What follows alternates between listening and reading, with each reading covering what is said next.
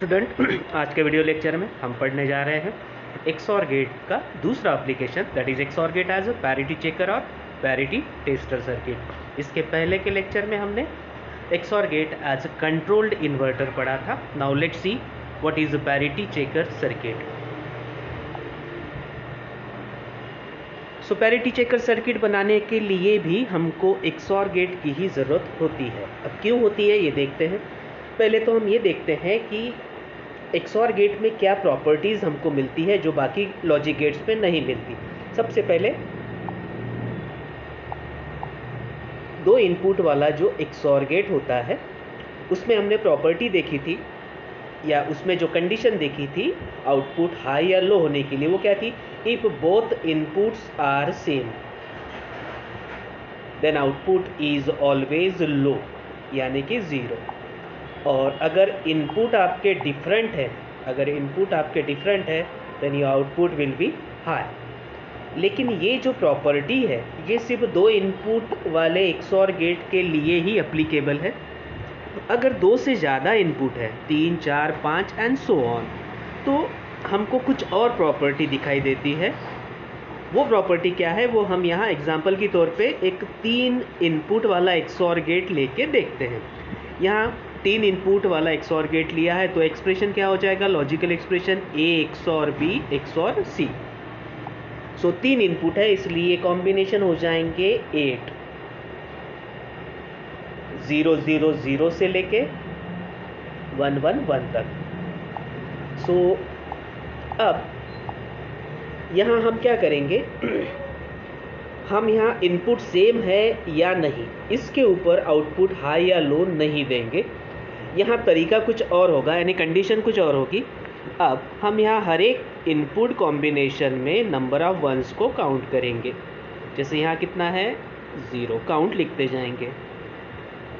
यहाँ 1 है, यहाँ भी 1 है, यहाँ 2 है, यहाँ भी 1 था, यहाँ 2 बार 1 है, यहाँ भी 2 बार 1 है, और यहाँ 3 बार 1 है। अब हमने हर कॉम्बिनेशन में नंबर ऑफ 1 को गिन लिया, उसके काउंट को देखा। अब इसके काउंट की तरफ देखिए, जहाँ भी काउंट आपको ऑड आता है वहाँ आउटपुट आपका हाई होगा, यानी कि 1 होगा। जहाँ भी काउंट आपका इवन आता है वहाँ आपका आउटपुट 0 होगा। सो आई थिंक अब आपको पता चला होगा कि दो इनपुट से ज़्यादा इनपुट वाले एक्सऑर गेट में क्या प्रॉपर्टी छुपी हुई है। इसी प्रॉपर्टी का यूज़ हम एक्सऑर गेट से बना सर्किट, जिसको हम पैरिटी टेस्टर या पैरिटी चेकर बोलते हैं, उसमें करने जा रहे हैं। अब सबसे पहले तो ये जान लेते हैं कि पैरिटी चेकर या पैरिटी टेस्टर ये सर्किट कहाँ यूज़ होता है और कैसे काम करता है या क्या काम करता है। सो पैरिटी चेकर सर्किट कंप्यूटर के मदरबोर्ड के अंदर होता है। जो कंप्यूटर जिस डाटा को प्रोसेस करता है, डाटा जो उसको यूज़र प्रोवाइड करता है, बाद में कंप्यूटर उसको प्रोसेस करता है, तो उस डाटा को प्रोसेस करने से पहले कंप्यूटर को उस डाटा की पैरिटी पता करना बहुत ज़रूरी होता है। जैसे कि आप जानते हैं हम जो भी डाटा कंप्यूटर को देते हैं उसका कन्वर्शन 1 एंड 0 के फॉर्म में करता है कंप्यूटर। सो ये जो बाइनरी डाटा है इसकी पैरिटी सबसे पहले निकाली जाती है पैरिटी चेकर या पैरिटी टेस्टर सर्किट से, और जिसको हम बनाते हैं एक्सऑर गेट से। ये पैरिटी निकलती कैसे है? इस डाटा में parity checker circuit number of ones को काउंट करता है। मान लीजिए ये काउंट अगर ऑड है या इवन है, दो चांसेस होंगे। सो ऑड है तो आउटपुट जो होगा वो 1 होगा, और इवन है तो आउटपुट 0 होगा, यानी इस तरह के फ्लैग इनिशिएट होंगे। सो इस तरह पैरिटी चेकर सर्किट डाटा की पैरिटी निकालने का काम करता है, जो कि एक्सऑर गेट से बना होता है। सो इसीलिए मैंने आपको बोला था कि एक्सऑर गेट से बनने वाले सर्किट जो हैं, हालांकि एक्सऑर गेट ये यूनिवर्सल गेट की तरह बहुत ज़्यादा वर्सेटाइल नहीं है, लेकिन फिर भी पैरिटी चेकर से बनने वाले सर्किट कंप्यूटर में यूज़ करते हैं, इसलिए इसके एप्लीकेशन बहुत ज़्यादा इम्पॉर्टेंट हो जाते हैं।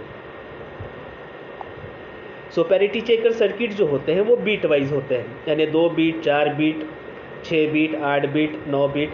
आप ऑड बीट में बना सकते हैं, इवन बीट में बना सकते हैं।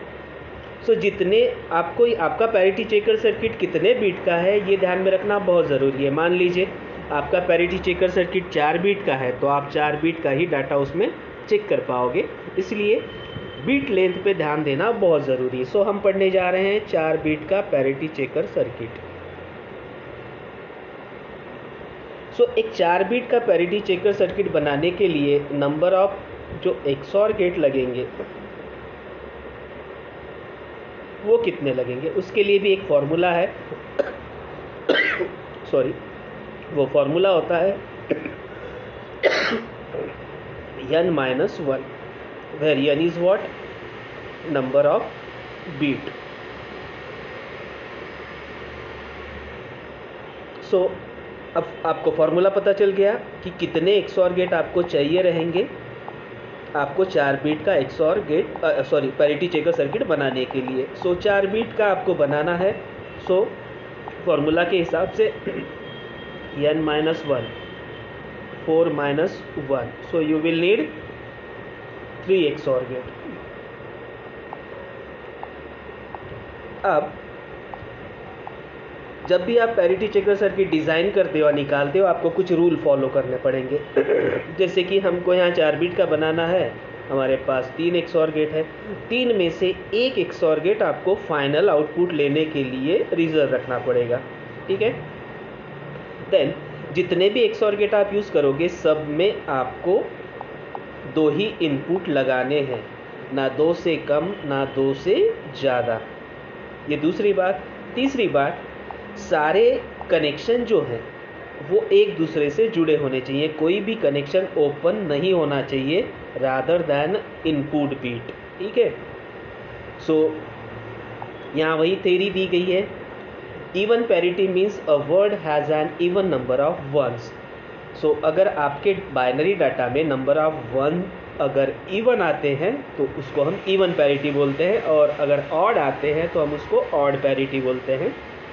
और इवन पैरिटी आती है तो आउटपुट जो होता है वो पैरिटी चेकर सर्किट का हमेशा 0 होगा, यानी लो होगा। और काउंट जो है आपके डाटा का नंबर ऑफ वंस का अगर ऑड आता है तो पैरिटी चेकर सर्किट का जो आउटपुट है वो 1 होगा, ठीक है। सो यहाँ पे 4 बीट का पैरिटी चेकर सर्किट दिखाया हुआ है। अगर एक बात आप कंस्ट्रक्शन समझ ले या रूल समझ ले तो आप कितने भी बीट का बना सकते हो। जैसे कि यहाँ 2 बीट का बना के दिखाया हुआ है, यहाँ 3 बीट का बनाया हुआ है, यहाँ 4 बीट का बनाया हुआ है। आप प्रैक्टिस के तौर पे इससे ज़्यादा के बीट लेके बना सकते हो, लाइक 5 बीट, 6 बीट, 7 बीट, ताकि आपको और अच्छे से समझ में आए। अब लॉजिकल डायग्राम के बाद सबसे इम्पॉर्टेंट है पैरिटी चेकर सर्किट में उसका ट्रूथ टेबल। हमने 4 बीट का बनाया है, वो 4 बीट आपके ये है A0 से A3 जो हमने यहाँ लिए हैं। अब 4 बीट में जो कॉम्बिनेशन होंगे वो कितने होंगे, वो होंगे 16। 0 0 0 0 से लेके 1 1 1 1। आप 8 4 2 1 रूल से ये कॉम्बिनेशन बना सकते हो। सो अब आपको करना क्या है, एक बार ये 16 कॉम्बिनेशन जब बन जाएं तब एक कॉलम लीजिए जिसमें लिखिए आप नंबर ऑफ वंस। इस कॉलम में हर बार आप एक इनपुट कॉम्बिनेशन ले, इसमें आप नंबर ऑफ वंस काउंट कीजिए और वो काउंट आप यहाँ पे लिखते जाइए, ठीक है। जैसे कि पहले इसमें एक भी 1 नहीं था इसलिए 0 लिखा। दूसरे इसमें देखिए दूसरा कॉम्बिनेशन एक ही बार 1 है इसलिए हमने काउंट लिखा 1। यहाँ देखिए 2 बार 1 है, एक यहाँ है एक यहाँ है, इसलिए हमने काउंट लिखा 2। इस तरह आप नंबर ऑफ वंस का कॉलम फिल करते हुए जाइए लास्ट तक। इसके बाद आप एक और कॉलम बनाइए पैरिटी वाला। अब आप नंबर ऑफ वंस में काउंट देखते जाइए। अगर आपका काउंट ऑड है तो ऑड लिखिए, जैसे कि यहाँ ऑड लिखा है। और अगर इवन है तो इवन लिखते जाइए। ऐसे आप पूरा पैरिटी का कॉलम फिल कीजिए। देन लास्ट कॉलम जिसमें आपको पैरिटी चेकर सर्किट का आउटपुट लिखना है, जो कि अब काफ़ी आसान हो जाएगा आपके लिए, क्योंकि बस इवन है तो आउटपुट हमेशा ज़ीरो या लो होता है, और अगर ऑड है पैरिटी तो आउटपुट हमेशा 1 होता है। इस तरह आप पैरिटी चेकर सर्किट का ट्रूथ टेबल, वो चाहे जितने भी बीट का हो, बड़े आराम से कंस्ट्रक्ट कर सकते हैं। सो स्टूडेंट, ये ट्रूथ टेबल सिर्फ देखने में बड़ा है, लेकिन अगर आप इसको ठीक से करोगे तो बहुत फास्ट भी कर पाओगे और बहुत इजीली भी कर पाओगे। एग्ज़ाम में हमेशा 3 मार्क के लिए पैरिटी चेकर सर्किट पे क्वेश्चन आता है, जिसमें इसके ट्रूथ टेबल पे 1.5 मार्क होते हैं, इसलिए इसका ट्रूथ टेबल आप याद ध्यान से कीजिए। सो आई होप आपको लॉजिक डायग्राम और ट्रूथ टेबल दोनों चीज़ें और पैरिटी चेकर सर्किट क्या करता है ये समझ में आया होगा। So thank you student, we will meet in next lecture with some other topic. Thank you.